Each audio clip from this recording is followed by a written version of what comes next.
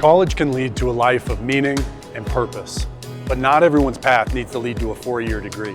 We all have different dreams, aspirations, and talents. At CMU, college can mean unlocking doors to in-demand and high-paying technical careers. Careers like welding. For years, high school students have worked to earn credits toward their welding technology degree. Then they go on to help build our most important community projects, like the new Grand Junction High School. State-of-the-art community projects like new schools don't just build themselves. Electric line worker programs like this one help keep the lights on.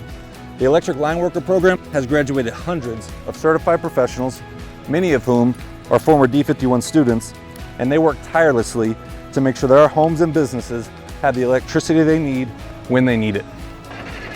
Heavy equipment like this helps us build our communities from the ground up. So who maintains all these machines? Our diesel mechanics. When it comes to job training and vocational skills, it's safe to say the partnership between D51 and CMU is ascending to new heights. Just ask anyone who has graduated from CMU's aviation program. Those pilots have gone on to help alleviate our nation's pilot shortage while gliding on a path to a rewarding career in aviation. The over 30 career and technical programs have been an affordable option for D51 students because the district pays for their tuition while they finish high school.